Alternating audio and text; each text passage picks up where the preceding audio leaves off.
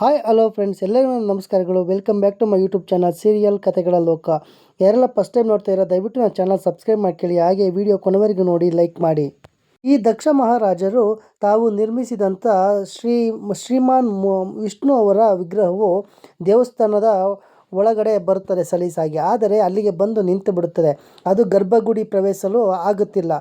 ಆಗ ಎಲ್ಲರೂ ಸಂಶಯದಿಂದ ನೋಡ್ತಾರೆ, ಏನಾಯಿತು, ಯಾಕೆ ಹೀಗಾಗ್ತಾ ಇದೆ ಅಂತ.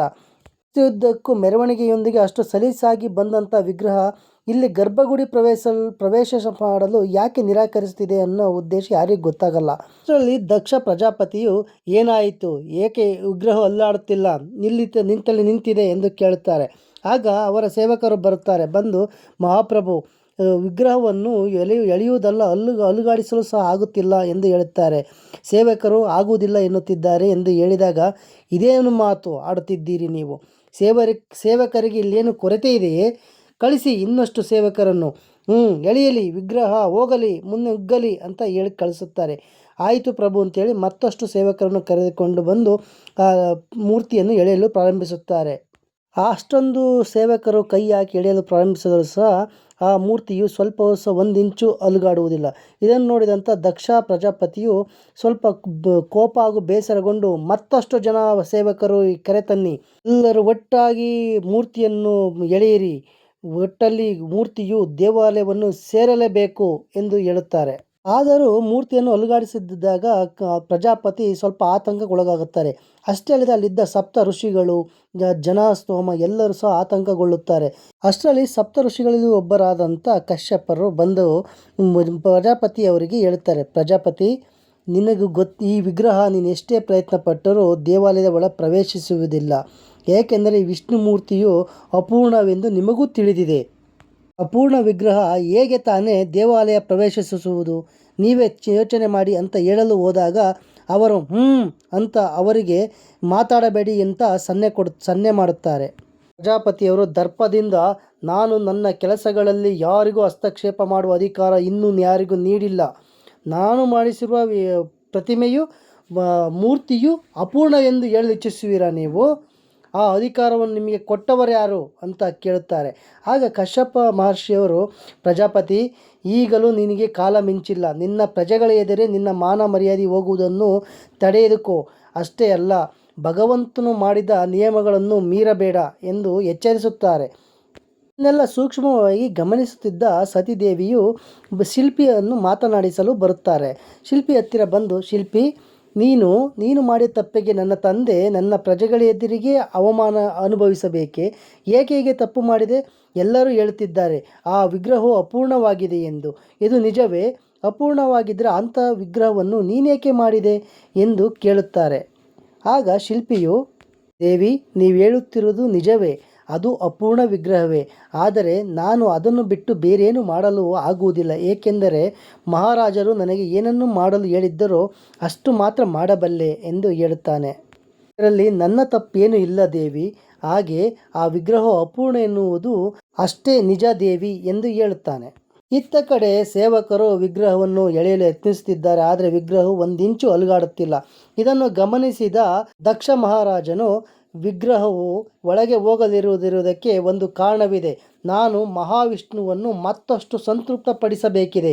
ಹಾಗಾಗಿ ಅದಕ್ಕೆ ಇರುವುದು ಒಂದೇ ಮಾರ್ಗ, ಅದುವೇ ಶ್ರೀನಾರಾಯಣ ಯಜ್ಞ ಎಂದು ಘೋಷಣೆ ಮಾಡುತ್ತಾರೆ. ಅಷ್ಟರಲ್ಲಿ ಋಷಿಮುನಿಯವರಲ್ಲಿ ಒಬ್ಬರು ಬಂದುಬಿಟ್ಟು, ಆದರೆ ಮಹಾರಾಜ, ಶ್ರೀನಾರಾಯಣ ಯಜ್ಞ ಅಷ್ಟು ಸುಲಭವಾದದ್ದಲ್ಲ. ಅದಕ್ಕೆ 108 ರೀತಿಯ ಹೂಗಳು ಬೇಕು. ಅದರಲ್ಲೂ ವಿಶೇಷವಾಗಿ ಪಾರಿಜಾತವು ಅಗತ್ಯವಿದೆ. ಆದರೆ ಇಲ್ಲಿ ಪಾರಿಜಾತ ಎಲ್ಲಿ ಸಿಗುತ್ತದೆ ಎಂದು ಪ್ರಶ್ನಿಸುತ್ತಾರೆ. ಅಷ್ಟರಲ್ಲಿ ಸತಿಯು, ಅಪ್ಪ, ನಾನು ಪಾರಿಜಾತವನ್ನು ತರುತ್ತೇನೆ ಎಂದು ಮುಂದೆ ಬರುತ್ತಾಳೆ. ಆಗ ದಕ್ಷ ಮಹಾರಾಜರಿಗೆ ತುಂಬ ಖುಷಿಯಾಗುತ್ತದೆ. ತನ್ನ ಮಗಳು ಸತಿ ತನ್ನ ತಂದೆ ಯಜ್ಞಕ್ಕೆ ಸೇವೆ ಮಾಡುತ್ತೇನೆ ಎಂದು ಮುಂದೆ ಬಂದಾಗ, ಆಗ ಅವರು, ಬೇಡ ಮಗಳೇ, ನೀನು ಆ ದಟ್ಟ ಅರಣ್ಯಕ್ಕೆ ಹೋಗುವುದು ಬೇಡ, ನಾನು ಬೇರೆಯವರನ್ನು ವ್ಯವಸ್ಥೆ ಮಾಡುತ್ತೇನೆ ಎಂದು ಹೇಳುತ್ತಾರೆ. ಅಷ್ಟರಲ್ಲಿ ಸತಿ, ನನಗೂ ನಿಮ್ಮ ಯಜ್ಞದಲ್ಲಿ ಸೇವೆ ಮಾಡುವ ಅವಕಾಶ ಕೊಡಿ ತಂದೆ ಎಂದು ಕೇಳುತ್ತಾರೆ. ಆಗ, ಮಗಳೇ, ನೀನು ನನಗೆ ಜನ್ಮಿಸಿದ್ದು ನನ್ನ ಪುಣ್ಯವೇ ಸರಿ ಮಗಳೇ. ನಿನ್ನಂಥ ಮಗಳು ನನ್ನ ಪುತ್ರಿಯಾಗಿದ್ದಕ್ಕೆ ನಾನು ತುಂಬ ಹೆಮ್ಮೆ ಪಡುತ್ತೇನೆ ಮಗಳೇ. ಆದರೆ ನಿನಗೆ ಈ ಕೆಲಸ ಮಾಡುವಾಗ ಏನಾದರೂ ಹೆಚ್ಚು ಕಮ್ಮಿ ಆದರೆ ನನ್ನನ್ನು ನಾನೇ ಕ್ಷಮಿಸಿಕೊಳ್ಳಲಾರೆ ಮಗಳೇ, ಆದ್ದರಿಂದ ನಾನು ಬೇರೆಯವರನ್ನು ನೇಮಿಸುತ್ತೇನೆ ಎಂದು ಹೇಳುತ್ತಾರೆ. ಅಪ್ಪ, ನನಗೆ ಆ ರೀತಿ ಏನೂ ಆಗುವುದಿಲ್ಲ ಪಿತಾಶ್ರೀ ಎಂದು ಹೇಳುತ್ತಾಳೆ. ನನಗೆ ಏನು ತಾನೇ ಆದೀತು? ಭಗವಾನ್ ಶ್ರೀ ವಿಷ್ಣುವಿನ ಶ್ರೀರಕ್ಷೆ ನನ್ನ ಮೇಲೆ ಇದೆ. ಅವರು ನನ್ನನ್ನು ಕಾಪಾಡುವಾಗ ನನಗೆ ಏನು ತಾನೇ ಆಗುತ್ತದೆ ಎಂದು ಹೇಳುತ್ತಾರೆ. ಅಷ್ಟರಲ್ಲಿ ದಕ್ಷನ ಉಳಿದ ಪುತ್ರಿಯರು ಬರುತ್ತಾರೆ. ಬಂದು, ಅಪ್ಪ, ನೀವೇನು ಹೆದರಬೇಡಿ, ನಿಮ್ಮ ಸತಿಗೆ ನಾವು ಏನೂ ಆಗಲು ಬಿಡುವುದಿಲ್ಲ, ನಾವು ಕೂಡ ಅವಳ ಜೊತೆ ತೆರಳುತ್ತೇವೆ ಎಂದು ಹೇಳುತ್ತಾರೆ. ಹೇಳಿ ಅವರು ಹೂಗಳನ್ನು ತರಲು ದಟ್ಟ ಅರಣ್ಯಕ್ಕೆ ಹೊರಡುತ್ತಾರೆ.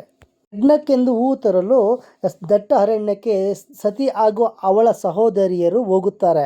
ಅಲ್ಲಿ ಹೂವುಗಳನ್ನು ಬಿಡಿಸುತ್ತಿರುವಾಗ ಥರದ ಹೂ, ಒಟ್ಟು 108 ಬಗೆಯ ಹೂಗಳು ಬೇಕಾಗಿರುತ್ತದೆ. ಅವರು ದಟ್ಟ ಅರಣ್ಯದಲ್ಲಿ ಸಿಗುವಂಥ ಎಲ್ಲ ರೀತಿಯ ಬಗೆಯ ಹೂಗಳನ್ನು ಬಿಡಿಸುತ್ತಾ ಇರುವಾಗ ಸತಿಗೆ ಒಂದು ಸುಂದರವಾದ ಬಣ್ಣದ ಚಿಟ್ಟೆಯನ್ನು ನೋಡುತ್ತಾಳೆ. ಆ ಚಿಟ್ಟೆಯು ತುಂಬ ಆಕರ್ಷಿತವಾಗಿರುತ್ತದೆ. ಅದನ್ನು ಹಿಂಬಾಲಿಸಿಕೊಂಡು ಸತಿ ಹೋಗುತ್ತಾಳೆ. ಆ ಚಿಟ್ಟೆಯು ಹೋಗುತ್ತಾ ಒಂದು ನದಿ ತಟವನ್ನು ಸೇರುತ್ತದೆ. ಅದನ್ನು ಹಿಂಬಾಲಿಸಿಕೊಂಡ ಹೋದಂಥ ಸತಿ ಕೂಡ ಆ ನದಿ ತಟಕ್ಕೆ ಹೋಗುತ್ತಾಳೆ. ಆ ನದಿ ತಟದಲ್ಲಿ ಬಗೆಯ ಹೂವುಗಳಿರುತ್ತವೆ. ಅವುಗಳನ್ನು ನೋಡಿ ತುಂಬ ಖುಷಿ ಪಡುತ್ತಾಳೆ ಸತಿ. ಅಷ್ಟರಲ್ಲಿ ಆ ಹೂಗಳನ್ನು ಇನ್ನೇನು ಬಿಡಿಸಬೇಕು ಎಂದು ಹೋದಾಗ ಒಂದು ಹಸಿರು ಎಲೆಯ ಮೇಲೆ ಅವಳು ಎಸೆದಂಥ ರುದ್ರಾಕ್ಷಿಯು ಅಲ್ಲೇ ಇರುತ್ತದೆ. ಅದನ್ನು ನೋಡಿ ತುಂಬ ಮೋಹಿತಳಾಗುತ್ತಾಳೆ ಹಾಗೂ ಆಕರ್ಷಿತಳಾಗುತ್ತಾಳೆ ಸತಿದೇವಿಯು. ಅದನ್ನು ತನ್ನ ಕೈಯಿಂದ ಮತ್ತೆ ಎತ್ತಿಕೊಂಡು, ರುದ್ರಾಕ್ಷಿಯಿಂದ ಆಕರ್ಷಿತಳಾದ ಸತಿದೇವಿಯು ಅದು ಎಲ್ಲಿಂದ ಬಂತು ಎಂದು ಹುಡುಕುತ್ತಾ ಆಚೆ ಈಚೆ ನೋಡುತ್ತಾರೆ. ಅಷ್ಟರಲ್ಲಿ ಅವರಿಗೆ ದೂರದಲ್ಲಿ ಒಂದು ಬೃಹದಾಕಾರದ ಲಿಂಗ ಕಾಣುತ್ತದೆ. ಅದರ ಕಡೆಗೆ ಅವರು ಸೆಳೆತದಿಂದಾಗಿ ಹೋಗುತ್ತಾರೆ. ಅಲ್ಲಿ ಹೋದಾಗ ಅವರಿಗೆ ಅಲ್ಲಿ ಋಷಿ ಮುನಿಗಳು ಕಾಣುತ್ತಾರೆ. ಅವರೆಲ್ಲರೂ ಇವರಿಗೆ ನಮಸ್ಕರಿಸುತ್ತಾ ನಿಂತಿರುತ್ತಾರೆ. ಅದನ್ನೆಲ್ಲ ನೋಡಿದಂಥ ಸತಿದೇವಿಗೆ ಇದು ಹೊಸದಾಗಿಯೂ ಹಾಗೂ ಆಶ್ಚರ್ಯ ರೀತಿಯಾಗಿ ಇರುತ್ತದೆ. ಅವರು ಮುನ್ನಡೆದು ಹೋಗುತ್ತಾರೆ. ಮುಂದೆ ಹೋದಾಗ ಅಲ್ಲಿ ಒಬ್ಬ ಋಷಿಗಳು ಪರಿಚಯಿಸಿಕೊಳ್ಳುತ್ತಾರೆ. ದೇವಿ, ಮಹರ್ಷಿ ದಧೀಚಿ ಆಶ್ರಮಕ್ಕೆ ತಮಗೆ ಸ್ವಾಗತ ಎಂದು ಸ್ವಾಗತ ಕೋರುತ್ತಾರೆ. ಆಗ ಸತಿದೇವಿಯು, ಕ್ಷಮಿಸಿ, ನಾನು ದಾರಿ ತಪ್ಪಿದ್ದೇನೆ ಎಂದು ಹೇಳಿದಾಗ ದಧೀಚಿ ಅವರು, ದಾರಿ ತಪ್ಪುವುದೇ ಹೊಸ ದಾರಿಯನ್ನು ಹುಡುಕುವುದಕ್ಕಾಗಿ ಎಂದು ಕೂತಂದಲೇ ಹೇಳುತ್ತಾರೆ. ಅವರ ಮಾತನ್ನು ಕೇಳಿದಂಥ ಸತಿದೇವಿಗೆ ಆಶ್ಚರ್ಯ ಉಂಟಾಗುತ್ತದೆ. ಅಷ್ಟೇ ಅಲ್ಲದೆ ದಧೀಚಿಯವರು ಅಲ್ಲಿಂದ ಎದ್ದು ಬರುತ್ತಾರೆ ಸತಿದೇವಿಯಲ್ಲಿಗೆ. ಸತಿದೇವಿ ಹತ್ತಿರ ಬಂದು, ಮೊದಲೆಲ್ಲ ಹೀಗೆಲ್ಲ ನೋಡಿಲ್ಲ ಅಲ್ಲ ದೇವಿ, ಮೈಗೆಲ್ಲ ಭಸ್ಮವನ್ನು ಬಳಿದುಕೊಂಡು ರುದ್ರಾಕ್ಷಿ ಮಾಲೆ ಹಾಕಿಕೊಂಡು ನೀವು ನೋಡಿರುವುದಿಲ್ಲ ಅಲ್ಲವೇ? ಮನುಷ್ಯ ಕೊನೆಗೆ ಭಸ್ಮವೇ ತಾನೇ ಆಗುವುದು ಎಂದು ಹೇಳುತ್ತಾರೆ. ಲೋಕವೇ ನಶ್ವರ ಅಂದ ಮೇಲೆ ಆ ಮೋಹ, ಮದ, ಮತ್ಸರ ಇವಕ್ಕೆಲ್ಲ ಎಲ್ಲಿದೆ ಅರ್ಥ? ಮತ್ತೆ ಇದು ರುದ್ರಾಕ್ಷಿ ಅಂತ ತಮ್ಮ ಕೊಳಲಿದ್ದ ರುದ್ರಾಕ್ಷಿ ಮಾಲೆಯಿಂದ ಒಂದು ರುದ್ರಾಕ್ಷಿಯನ್ನು ಎತ್ತಿ ತೋರಿಸುತ್ತಾರೆ. ಇದು ಒಣಗುವುದೂ ಇಲ್ಲ, ಸಾಯುವುದೂ ಇಲ್ಲ, ಜನ್ಮದಾಯಿ ಆತ್ಮದಂತೆ ಎಂದು ಹೇಳುತ್ತಾರೆ. ಅವೆಲ್ಲ ರುದ್ರಾಕ್ಷಿ ಮಾಲೆಯನ್ನು ಧರಿಸುತ್ತೇವೆ. ಇದೆಲ್ಲ ನಮ್ಮ ಶಿವಭಕ್ತರ ಗುರುತುಗಳು ದೇವಿ ಎಂದು ಹೇಳುತ್ತಾರೆ. ಅಷ್ಟರಲ್ಲಿ ಸತಿದೇವಿಯು ಆಶ್ಚರ್ಯದಿಂದ, ಶಿವ ಎಂದು ಕೇಳಿದಾಗ ಮತ್ತೊಬ್ಬ ಮಹರ್ಷಿಯವರು, ಹೌದು ದೇವಿ, ದೇವರ ದೇವ ಮಹಾದೇವ ಶಿವನನ್ನು ನಿಮ್ಮ ತಂದೆಯವರು ಯಾವಾಗಲೂ ತಿರಸ್ಕಾರದಿಂದಲೇ ನೋಡುತ್ತಾ ಬಂದಿದ್ದಾರೆ. ಇದರಲ್ಲಿ ಸತಿದೇವಿಯು, ಕ್ಷಮಿಸಿ, ನಾನು ಮರಳಬೇಕು, ನಾನು ದಾರಿ ತಪ್ಪಿ ಬಂದಿದ್ದೇನೆ, ಅಷ್ಟೇ ಅಲ್ಲ ನನ್ನವರು ನನಗಾಗಿ ಕಾಯುತ್ತಿದ್ದಾರೆ ಎಂದು ಹೇಳಿ ಹೊರಡಲು ಸಿದ್ಧರಾಗುತ್ತಾರೆ. ಅಷ್ಟರಲ್ಲಿ ಮಹರ್ಷಿ ದಧೀಚಿಯವರು, ಪಾರಿಜಾತ ಪುಷ್ಪವು ಬೇಡವೇ ಎಂದು ಕೇಳಿದಾಗ ಅವಳಿಗೆ ಆಶ್ಚರ್ಯವಾಗುತ್ತದೆ. ಇವರಿಗೆ ಹೇಗೆ ನಾನು ಪಾರಿಜಾತ ಪುಷ್ಪಕ್ಕಾಗಿ ಬಂದಿದ್ದೇನೆಂದು ಹೇಗೆ ತಿಳಿಯಿತು ಎಂದು. ಅಷ್ಟೇ ಅಲ್ಲದೆ ದಧೀಚಿಯವರು, ನೀವು ಇಲ್ಲಿಗೆ ಬರುವುದು ಹೋಗುವುದು ಎಲ್ಲ ಪೂರ್ವ ನಿಶ್ಚಿತ ದೇವಿ. ಅಷ್ಟೇ ಅಲ್ಲ, ನೀವು ಪಾರಿಜಾತ ಪುಷ್ಪಕ್ಕಾಗಿ ಇಲ್ಲಿಗೆ ಬರುವುದು ಪೂರ್ವ ನಿಯೋಜಿತವಾಗಿತ್ತು ಎಂದು ಕೂಡ ಹೇಳುತ್ತಾರೆ.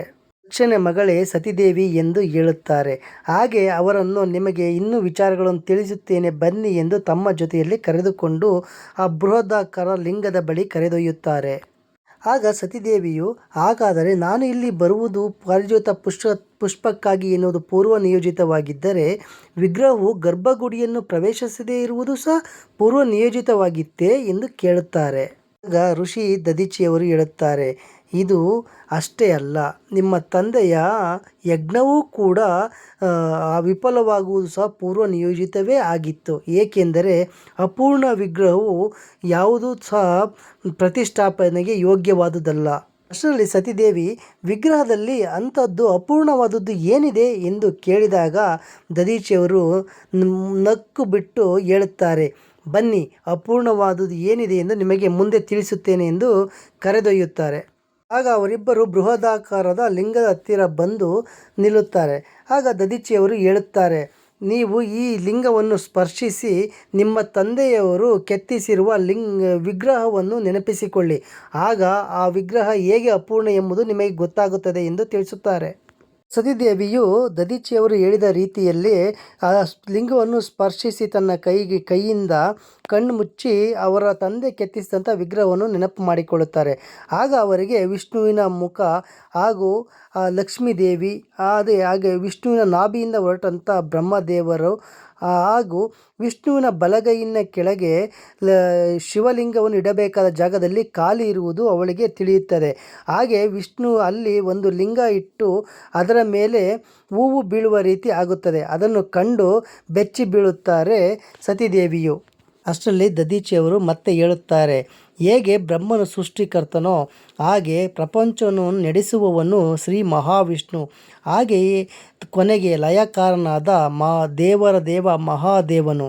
ಈ ಮೂವರು ಇದ್ದರೆ ಮಾತ್ರ ಸೃಷ್ಟಿಯು ಸರಾಗವಾಗಿ ನಡೆಯುವುದು. ಆದರೆ ನಿಮ್ಮ ತಂದೆಯು ದೇವ ಮಹಾದೇವನನ್ನು ತಿರಸ್ಕಾರ ಮಾಡುತ್ತಾ ಬಂದಿದ್ದಾರೆ. ಅಷ್ಟೇ ಅಲ್ಲ ದೇವಿ, ಈ 3 ಜನ ಇಲ್ಲದಿದ್ದರೆ ಈ ಪ್ರಪಂಚವು ಹೇಗೆ ಅಪೂರ್ಣವೋ ಅದೇ ರೀತಿ ನಿಮ್ಮ ತಂದೆಯವರು ಕೆತ್ತಿಸಿರುವ ವಿಗ್ರಹದಲ್ಲಿ ಶಿವಲಿಂಗ ಇಲ್ಲದಿದ್ದರೆ ಆ ವಿಗ್ರಹವು ಸಹ ಅಪೂರ್ಣವೇ ಎಂದು ಅವರಿಗೆ ಮನವರಿಕೆ ಮಾಡಿಕೊಡುತ್ತಾರೆ. ಅಲ್ಲಿ ಸೃಷ್ಟಿಕರ್ತ ಬ್ರಹ್ಮನೇನೋ ಇದ್ದಾನೆ, ಆದರೆ ಲಯಕರ್ತ ಶಿವ ಎಲ್ಲಿ ಎಂದು ಪ್ರಶ್ನಿಸುತ್ತಾರೆ. ಮೂರ್ಖರಷ್ಟೇ ಈ ತಪ್ಪುಗಳನ್ನು ಮಾಡಿಯಾರು. ಹಾಗೆ ಅಲ್ಲದಿದ್ದರೆ ಅವರ ಬುದ್ಧಿಯ ಮೇಲೆ ದುರಹಂಕಾರ ರಾಚಿದ್ದರಷ್ಟೇ ಮಾಡುತ್ತಾರೆ ಎಂದು ದಕ್ಷನನ್ನು ಬೈಯುತ್ತಾರೆ. ಆಗ ಸತಿ ಸ್ವಲ್ಪ ಕೋಪಗೊಂಡು, ಕ್ಷಮಿಸಿ ಯೋಗಿಗಳೇ, ನಮ್ಮ ತಂದೆಯ ಬಗ್ಗೆ ಇಷ್ಟೊಂದು ಹೀನವಾದ ಮಾತುಗಳನ್ನು ನಾನು ಕೇಳಲಿಚ್ಛಿಸುವುದಿಲ್ಲ ಎನ್ನುತ್ತಾಳೆ. ಆಗ ದಧೀಚಿಯವರು, ನೀವು ಒಪ್ಪುವುದಿಲ್ಲ ಎಂದ ಮಾತ್ರಕ್ಕೆ ಸತ್ಯ ಅಸತ್ಯವಾಗುವುದಿಲ್ಲ ದೇವಿ. ಆ ವಿಗ್ರಹದಲ್ಲಿ ಶಿವನಿಗೆ ಸರಿಯಾದ ಸ್ಥಾನಮಾನ ಸಿಗದೇ ಹೊರತು ದಕ್ಷ ಮಹಾರಾಜ ಎಷ್ಟೇ ಪ್ರಯತ್ನಪಟ್ಟರೂ ಆ ವಿಗ್ರಹವನ್ನು ಪ್ರತಿಷ್ಠಾಪಿಸಲಾರ ಎಂದು ಹೇಳುತ್ತಾರೆ. ಆಗ ಕೋಪಗೊಂಡ ಸತಿದೇವಿಯು, ತಾವು ನುಡಿದ ಮಾತ್ರಕ್ಕೆ ಅದು ಭವಿಷ್ಯವಾಣಿ ಆಗಲಾರದು ಮಹರ್ಷಿಗಳೇ ಎಂದು ಹೇಳುತ್ತಾಳೆ. ಅಷ್ಟರಲ್ಲಿ ಸತಿದೇವಿಯು ಹೊರಡಲು ಸಿದ್ಧಳಾಗುತ್ತಾಳೆ. ಆಗ ದಧೀಚಿಯವರ ಹೆಂಡತಿಯವರು ಬರುತ್ತಾರೆ. ಬಂದುಬಿಟ್ಟು ಪಾರಿಜಾತ ಹೂಗಳನ್ನು ಅವಳಿಗೆ ಕೊಡುತ್ತಾರೆ. ನಾನು ದಧೀಚಿಯವರ ಹೆಂಡತಿ, ನಿಮಗೆ ಪಾರಿಜಾತ ಹೂಗಳನ್ನು ತೆಗೆದುಕೊಳ್ಳಿ ಎಂದು ಕೊಟ್ಟಾಗ, ಧನ್ಯವಾದಗಳು ಪಾರಿಜಾತ ಹೂಗಳನ್ನು ಕೊಟ್ಟಿದ್ದಕ್ಕೆ ಎಂದು ಸತಿ ಹೇಳುತ್ತಾಳೆ. ಹಾಗೆ ಅವಳ ಕೈಯಲ್ಲಿದ್ದಂಥ ರುದ್ರಾಕ್ಷಿಯನ್ನು ಅಲ್ಲೇ ಪಕ್ಕದಲ್ಲೇ ಇದ್ದಂಥ ಶಿವಲಿಂಗದಲ್ಲಿ ಇಟ್ಟು, ನನ್ನನ್ನು ನಾನು ಕಂಡುಕೊಳ್ಳಲು ನಾನು ದಾರಿ ತಪ್ಪುವ ಅಗತ್ಯವಿಲ್ಲ ಎಂದು ಹೇಳಿ ಅಲ್ಲಿಂದ ಹೊರಟು ಹೋಗುತ್ತಾರೆ. ಇಲ್ಲಿಗೆ ಇವತ್ತಿನ ಸಂಚಿಕೆ ಮುಕ್ತಾಯವಾಯಿತು. ಮತ್ತೆ ನಾಳಿನ ಸಂಚಿಕೆಯಲ್ಲಿ ಮತ್ತೆ ನಿಮ್ಮನ್ನು ಭೇಟಿಯಾಗುತ್ತೇನೆ. ನನ್ನ ಈ ವಿಡಿಯೋ ನೋಡಿದ್ದಕ್ಕಾಗಿ ನಿಮ್ಮೆಲ್ಲರಿಗೂ ಧನ್ಯವಾದಗಳು ಫ್ರೆಂಡ್ಸ್.